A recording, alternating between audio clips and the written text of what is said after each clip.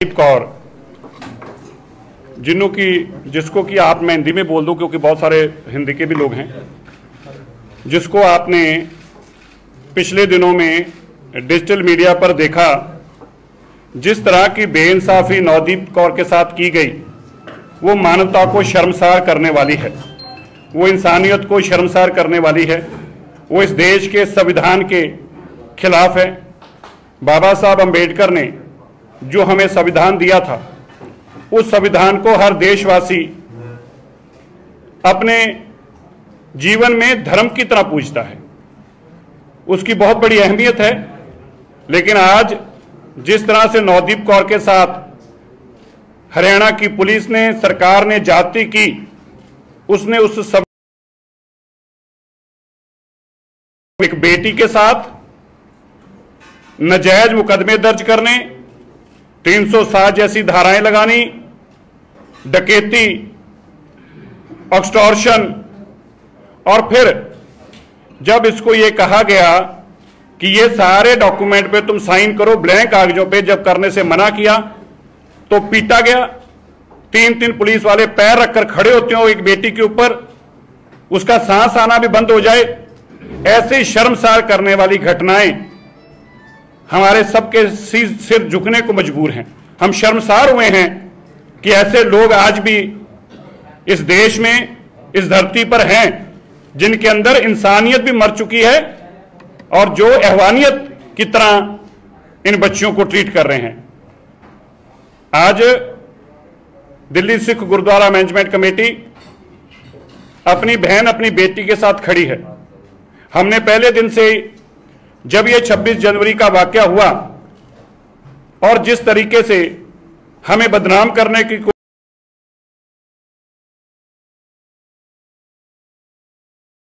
नाजायज केसों में अरेस्ट किया गया, और इनके साथी जो थे वो तो प्रोटेस्ट का भी हिस्सा नहीं थे, शिव कुमार, और जिस तरह से टॉर्चर किया गया, दिल्ली सिख गुरुद्वारा मैनेजमेंट कमेटी ने अपने सभी लोगों को यह विश्वास दिलाया, हम इस लड़ाई को लड़ेंगे, और लड़ाई लड़ेंगे नहीं, लड़ाई जीतने के लिए लड़ेंगे। हमें बहुत बेइज्जत किया गया टीवियों पे बुलाकर, यहां तक कहा गया कि तुम देशद्रोहियों का साथ दे रहे हो। हमने बड़े फक्र से कहा, हमारे परिवार देशद्रोही नहीं है। हमें बदनाम करने की जो कोशिश कर रहे हैं, उनका मकसद हमारे आंदोलन को कमजोर करना और हमें बदनाम करना है। हम अपने परिवारों के साथ खड़े हैं। नवदीप कौर के लिए भी बहुत कुछ बोला गया, किसी ने नक्सलाइट कहा, किसी ने अल्ट्रा नक्सलाइट कहा, गांव से भी किसी तरीके के बयानबाजियां दिलवाई गई, पुलिस द्वारा ऐसे ऐसे डॉक्यूमेंट कोर्ट में पेश किए गए जिनका कोई तथ्य ही नहीं था, औचित्य ही नहीं था इस केस के साथ, और कोशिश की गई हम हर तरह बदनाम करें। जब हमारे वकील सरदार हरिंदर सिंह जी बैन साहब दिल्ली सिख गुरुद्वारा मैनेजमेंट कमेटी की तरफ से जाके हमारी बहन से मिले और उन्होंने मुझे सारे वाकया में बताया,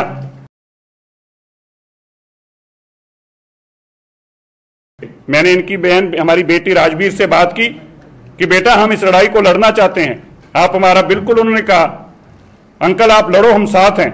हमें इस बात की खुशी है कि ऐसे ऐसे लोग जो देश की प्रसिद्ध हस्तियां हैं, आर एस चीमा जैसे लोग, उन लोगों ने प्रो बोनो, बिना किसी फीस लिए इस लड़ाई को लड़ा। और खाली नवदीप की नहीं, मैं चीमा साहब को जहां बधाई देता हूं, धन्यवाद करता हूं, दिल्ली में भी जितनी हम बेल करा रहे हैं, जो भी एप्लीकेशन हम उनसे वेटिंग के लिए भेजी, राय लेने के लिए भेजी, हमारे वकील वहां गए, उन्होंने कहा मुझे दिल्ली भी आना पड़ेगा तो मैं दिल्ली भी आके आपकी लड़ाई लड़ूंगा।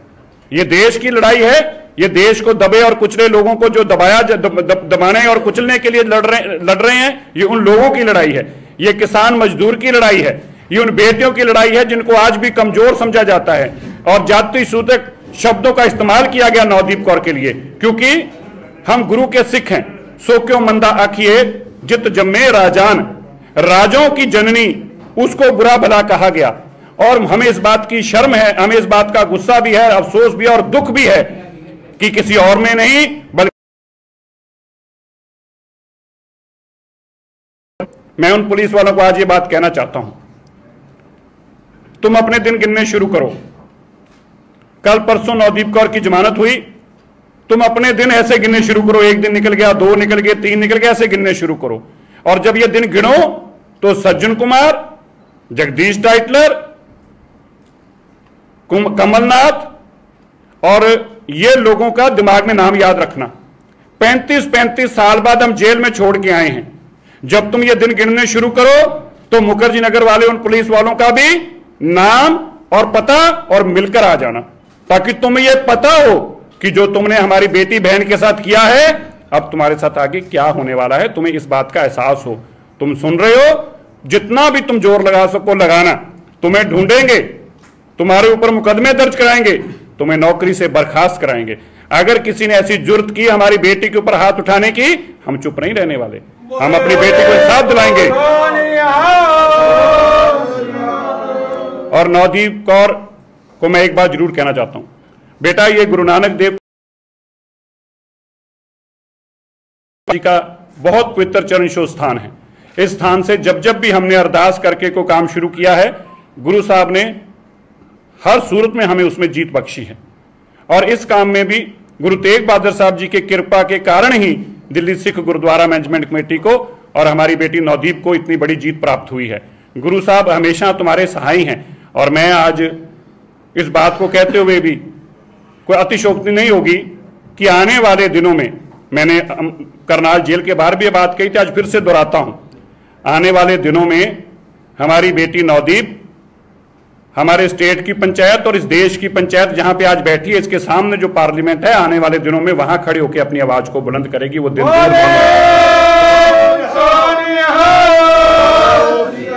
और मैं ये भी कहना चाहता हूं, जो लोग नवदीप आपको जाति सूचक शब्दों से बुला रहे थे, वो दिन दूर नहीं है जब वो आपको मैडम भी कहेंगे और सलूट भी करेंगे। वो दिन दूर नहीं है, क्योंकि परमात्मा है, उसकी ताकत है, उसकी लाठी लगती है तब आवाज नहीं आती। वो दिन दूर नहीं है।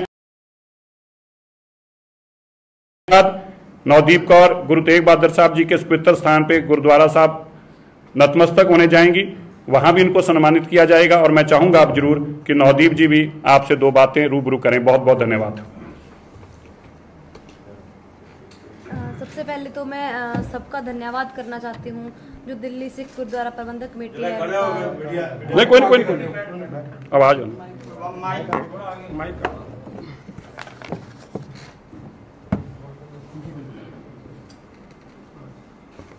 मतलब आज मैं बाहर आई हूँ तो इसमें सिर्फ थोड़े लोगों का नहीं, बहुत सारे लोगों का हाथ है। इसमें दिल्ली सिख गुरुद्वारा प्रबंधक कमेटी है, जमिंदर सिंह सिरसा जी जिन्होंने इतना साथ दिया हमारा, जो RS चीमा जी है, हरिंदर सिंह बैंस जी हैं, हरमीत सिंह है जी हैं, मतलब इन लोगों ने हमारा बहुत साथ दिया है। और देश की जो जनता है जिन्होंने इसको सपोर्ट किया है, और बाहर के भी लोगों ने, बाहर के देशों के जितने भी लोग हैं बाहर, जिन्होंने जाना कि ये गलत हो रहा है, उन्होंने आवाज़ उठाई, उन्हीं की वजह से आज मैं बाहर आई हूँ। इतनी जनता की सपोर्ट की वजह से लगाए गए थे, वो इतने ज़्यादा खतरनाक थे कि मेरी पूरी ज़िंदगी जेल में चली जाती, क्योंकि मुझे पता चला कि 302 से भी ज़्यादा खतरनाक 307 होता है, वो भी मुझ पर लगाया गया। हालांकि उसके खिलाफ कोई प्रूफ ना मिलने की वजह से, इतनी जनता के सपोर्ट की वजह से आज मैं बाहर आई हूँ।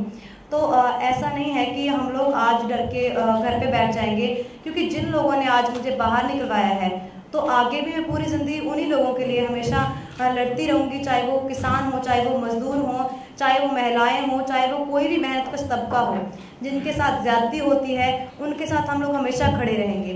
क्योंकि बचपन से लेकर अभी तक मैंने यही देखा है कि दलित लोगों के साथ क्या होता है, किसानों के साथ क्या होता है, महिलाओं के साथ क्या होता है, जो मैंने खुद भी अपने ऊपर सहा है, या मैंने अपने घर वालों के ऊपर, या मैंने आस पास देखा है।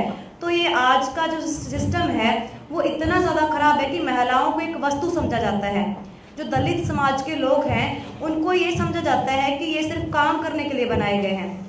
जब काम करना होता है, जब गटर साफ करने होते हैं, जब कोई ऐसे काम करने होते हैं जो कोई नहीं कर सकता, तो दलित समाज के लोग सबसे पहले होते हैं। लेकिन जब उनको सहूलत देने की बारी आती है, जब कोई ऐसी बारी आती है कि भाई समाज का सुधार हो, तो सबसे पीछे दलित समाज खड़ा होता है, या सबसे पीछे किसान खड़े होते हैं। जब मेहनत का तबका खड़ा होता है, जो मेहनत करता है। आज भी हमारे समाज में जो मेहनत करने वाले लोग हैं उनके लिए कोई भी न्याय नहीं है। हमारी पुलिस प्रशासन इतना खराब है कि हम लोग जाते हैं न्याय की गुहार लगाने के लिए, लेकिन उल्टा उन्हीं लोगों पर FIR दर्ज होती है जो जनता की आवाज़ बनता है। लेकिन आज हम लोग ये देख पाए हैं कि सच्चाई की चीज़ ज़रूर होती है। जनता के सामने कोई भी बड़ी चीज नहीं है, चाहे वो पैसा हो, चाहे वो बड़े बड़े मंत्री क्यों ना हो, चाहे कोई भी इंसान हो, वो जनता के सामने कुछ भी नहीं है। जनता की ताकत सबसे बड़ी ताकत होती है, जो आज सबके सामने आई है। आज जनता की वजह से आज मैं बाहर आई हूँ, और मैं ये लास्ट तक मैं यही बोलती रहूँगी कि जनता की वजह से मैं बाहर आई हूँ, तो जनता के लिए मैं अपने आखिरी दम तक लड़ती रहूँगी। क्योंकि पहले जब मेरी पढ़ाई छूटी थी तो काफ़ी लोगों ने ये सवाल किया कि आप कितना पढ़े लिखे हो और ये पता नहीं चल पा रहा कि आप क्या कर रहे हो और आप कौन हो। तो मैं बचपन से लेकर अभी तक मैंने मुश्किल से 12 जो मेरा था, आर्थिक मंदी इतनी थी कि मैं नहीं पढ़ाई कर पाई आगे। लॉकडाउन की वजह से भी मेरे पापा का जो काम छूट गया था, तो फिर मैंने यहाँ पे कंपनी में, कुंडली इंडस्ट्रियल एरिया में कंपनियों में आके काम करना शुरू किया। पहले मैंने एडिसन कंपनी में काम करना शुरू किया, फिर मैंने फेम कंपनी में भी काम किया। तो यहाँ पर मैंने देखा कि शोषण बहुत ज़्यादा तेज हो गया था। तो मेरी पढ़ाई के लिए मेरे पास फीस के लिए पैसे नहीं थे, इसीलिए मुझे यहाँ काम करना पड़ा। जो बहुत लोग ये बोल रहे हैं कि जो ये संगठन बना है ये किसान आंदोलन में बनाया गया, तो उन्हीं के लिए मैं बताना चाहती हूँ कि ये संगठन 3 साल पहले यहाँ पे काम कर रहा था। जब मैं यहाँ पे किसान आंदोलन से 2-3 महीने पहले काम करने आई, तब मैंने उसको ज्वाइन किया था, और हम लोग मजदूरों की लड़ाई लड़ने लगे। और मैं भी लगातार से मैं ये देख रही थी कि मजदूरों के साथ ज्यादती होती है, किसानों के साथ ज्यादती होती है, महिलाओं के साथ ज्यादती होती है। तो मैंने अपनी मम्मी से सीखा, या मैंने और भी बहुत से लोगों से सीखा। तो बचपन से ही जैसे मम्मी जाते थे धरना प्रदर्शनों पे या कहीं पे भी, तो हम लोग उनके साथ जाना, धरने पे जाके गीत गाना या नारे वारे लगाना। तब मैं बात बहुत कम करती थी क्योंकि मुझे इतनी समझ नहीं थी। तो फिर हमारे गंदड़ में भी एक कांड हुआ था, रेप केस हुआ था, जिसके खिलाफ मम्मी ने बहुत लड़ाई लड़ी थी। तो उनको देखते हुए हम लोग सीखे कि कहीं पे भी जाओ, आपको कुछ भी करना पड़े, बिना लड़े में कुछ भी नहीं मिलता है।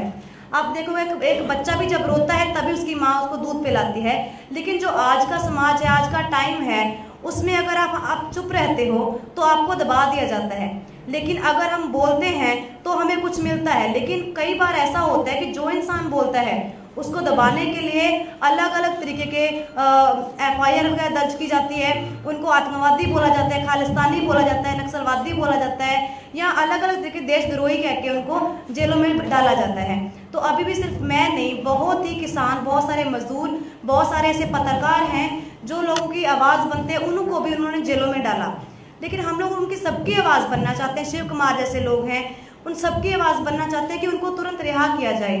तो आज देश की जो जनता है उन सबको ये सोचना चाहिए कि जो बहुत बड़ा सवाल हमारे सामने ये है कि आज महिलाओं की दुर्दशा इतनी गंदी हो गई है कि हम लोग अगर जाते हैं थाने में न्याय के लिए तो वहाँ पे महिलाओं के साथ रेप होता है।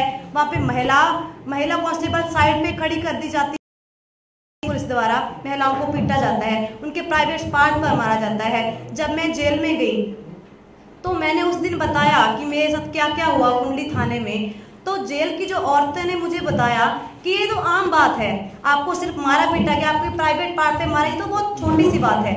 हमारे साथ तो बहुत रेप भी हुआ है, बहुत सारी महिलाओं के साथ में मिली। उनका कुंडली थाने में एक महिला थी, जिसका 15 दिन रेप हुआ, जो बटाना रेप केस है। हम लोग अच्छे तरीके से जानते हैं, उनकी भी मैंने आवाज उठाई। हम लोग गए थे, जो 12 पुलिस वालों ने एक नाबालिग बच्ची के, दलित लड़की के साथ 12 पुलिस वालों ने रेप किया। तो ये सोनीपत की बात है। आज जो हमारी पुलिस है उसका जो आज हम लोग देख पा रहे हैं कि उसका जो चरित्र है वो कैसा है। आज की हमारी जो पुलिस ऐसी है कि वो इतनी छोटी है कि वो अमीर लोगों की जेब में फिट हो जाती है। तो हम लोगों को दिख रहा है अच्छे से कि जो न्याय पसंद लोग हैं, जो मेहनत का तबका है, उसको दबाया जा रहा है। तो जितनी भी देश की जनता है, जितना भी अच्छा मीडिया है, हम लोग उनको यही बोलना चाहते हैं कि भाई जो सच्चाई है उसको दिखाया जाए। क्योंकि जब मैं जेल में चली गई थी तो मुझे बाहर आने के बाद पता चला कि मेरे पे आरोप लगाए गए कि ये लड़की तो हिंसा भड़काने की वजह से जबरन वसूली करवाई इसने और पुलिस मुलाजिमों पे हाथापाई की। लेकिन कभी भी देखिए, एक बात के सिर्फ एक पहलू नहीं, 2 पहलू होते हैं। जो पुलिस वालों ने हमारे ऊपर हाथ उठाया, डंडे लाठियां बरसाई, मुझे गले से पकड़ के, बालों से पकड़ के घसीटा और महिलाओं पे लाठीचार्ज किया, जेंट्स से वो लाठीचार्ज किया, वो नहीं दिखाया गया। लेकिन जो उसके बाद लोगों ने उनके ऊपर हाथापाई की है वो जरूर दिखाया गया है। तो अभी यही है कि हम लोग कोशिश करेंगे कि कोर्ट में भी जाके हम लोग ये प्रूफ कर पाए कि हमारी उसमें कोई गलती नहीं थी। जितने भी लोग थे वो अपने जो हक लेने गए थे, जो लॉकडाउन के रुके हुए पैसे वो लेने गए थे, ना कि वो जबरन वसूली थी। जबरन वसूली तब होती है जब कोई हथियारों के दम से जाके डरा धमका के पैसे लेता है। लेकिन अगर जबरन वसूली थी, जो हम लोग 300 लोगों को पैसा दिला चुके थे, तब किसी कंपनी मालिक ने क्यों नहीं बोला? क्योंकि कंपनी मालिक करोड़पति हैं। तो आप लोग देख सकते हैं कि ये तो जबरदस्ती थोपा जा रहा है कि ये जबरन वसूली थी या पुलिस वालों को मारने की कोशिश की गई। तो अगर जब तक टांके नहीं आए तो 307 भी कैसे बना? उनके पास कोई प्रूफ नहीं है, मेरे हाथ में कुछ भी नहीं था, या बॉस पर हाथ उठाया गया, उसके वीडियो कोई वायरल नहीं की गई। तो जिस दिन हम 12 तारीख को जब हम वहाँ पे गए थे, तो हम लोग पहले 2 कंपनियों में गए।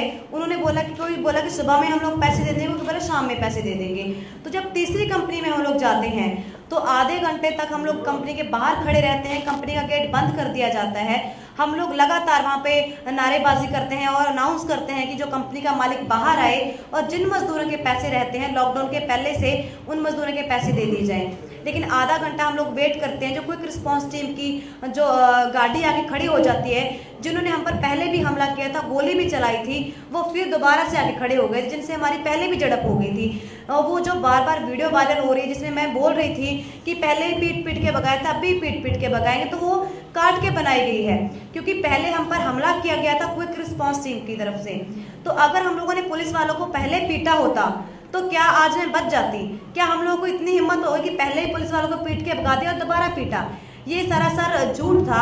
ये कि क्विक रिस्पांस टीम है जिनने हमला किया था, उन लोगों के खिलाफ बोला गया था।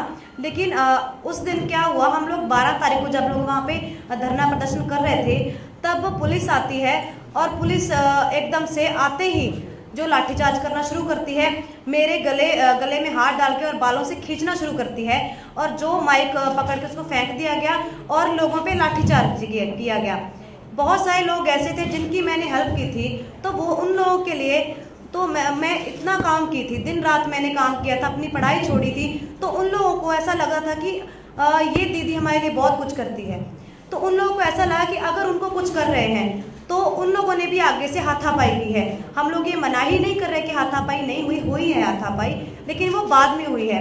लेकिन उसके बाद मुझे पकड़ लिया जाता है। कोई लेडीज पुलिस उनके साथ में नहीं थी, सिर्फ जेंट्स पुलिस उनके साथ में थी, और 4-5 पुलिस वाले मुझे खींच के लेके जाते हैं। और गाड़ी से डालने के पहले मैंने हाथापाई करनी शुरू की कि मुझे छोड़ा जाए, लेकिन जब मैं नीचे गिर जाती हूँ मुझे लातों से मारा जाता है। जितनी कोशिश की उन्होंने मारा, लेकिन दोबारा से फिर उसे गाड़ी में डाल के एक सुनसान एरिया में ले जाके खड़ा कर दी जाती है, गाड़ी कुंडली एरिया में। तो फिर वहाँ पे जाके खड़ी करके गाड़ी पूरी खोल दी गई, और जो भी मार सकता था उसने मारा। जैसे वर्दी किसी के पहनी थी, किसी के नहीं पहनी थी, और लेडीज पुलिस कोई भी नहीं थी।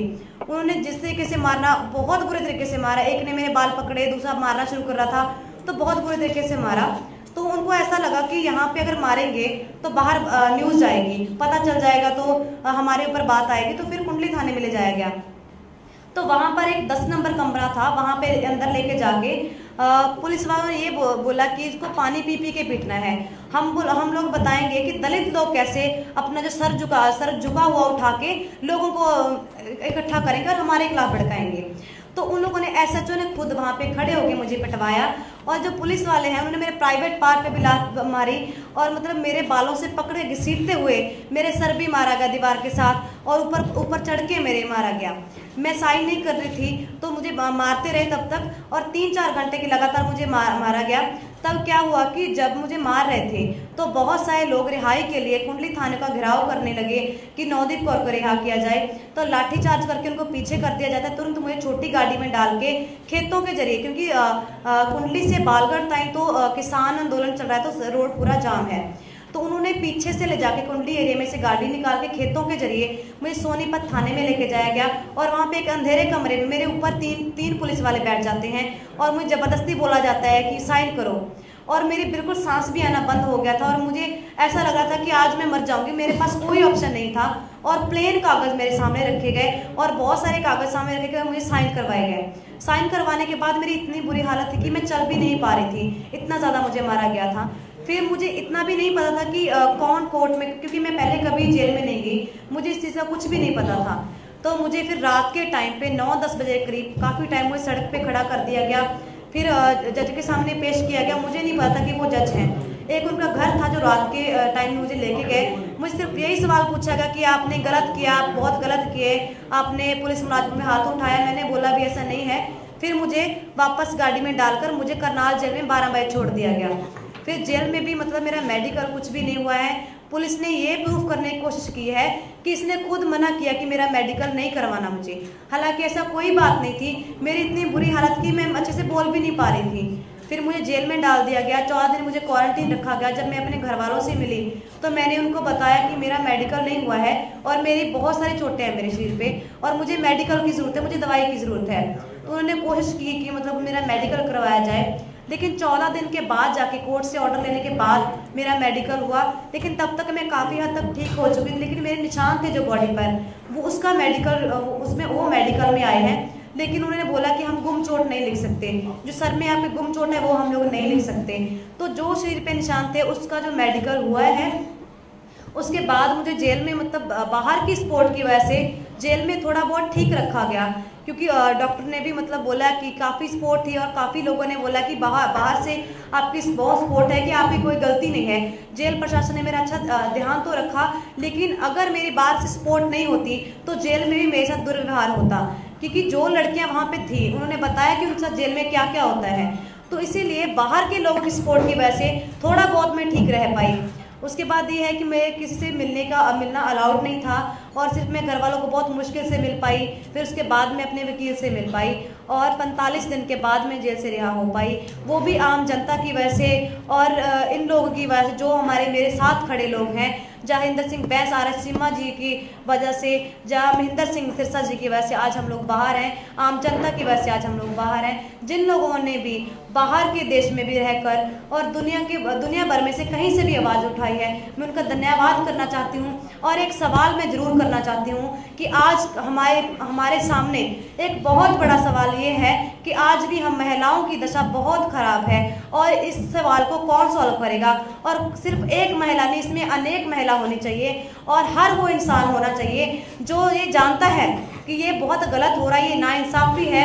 हर उस इंसान को, हर उस महिला को आगे आना चाहिए ताकि हमारी जो महिलाओं की दुर्दशा ना हो, दलितों की दुर्दशा ना हो और किसानों की दुर्दशा ना हो। और मैं ये भी बोलना चाहती हूँ, जो किसानों के खिलाफ काले कानून आए हैं, जो लेबर कोड लाए गए हैं, जो मजदूरों के खिलाफ काले कानून आए हैं, उनको रद्द किया जाए। जब तक ये कानून रद्द नहीं होते तब तक हम लोग सिंधु बॉर्डर पे या टिकरी बॉर्डर पे हम लोग बार बार जाते रहेंगे और मैं वहीं पे रहूँगी। और मैंने यही आगे फ्यूचर में भी यही सोचा है कि जो मेरी ज़िंदगी है वैसे मेरी संघर्षशील ज़िंदगी रहे, चाहे कैसी भी ज़िंदगी रहे, मैं लोगों के लिए लड़ूंगी। क्योंकि डिग्री प्राप्त करने से मुझे जॉब नहीं मिलेगी, क्योंकि आज के नौजवानों की जो स्थिति है वो डिग्री लेके घूमते लेकिन उनको जॉब नहीं मिलती है। तो जो मेरा आज मुझे काम सौंपा गया है, जो आज मुझे लग रहा है कि जो काम करना चाहिए, वो हमेशा करती रहूँगी। भगत सिंह ने भी ये काम किया था और भगत सिंह के टाइम उनको आत्मवादी बोला गया था। आज चाहे कोई भी मुझे गलत बोले या कुछ भी बोले, लेकिन हम लोग आम जनता की आवाज़ जरूर बनते रहेंगे।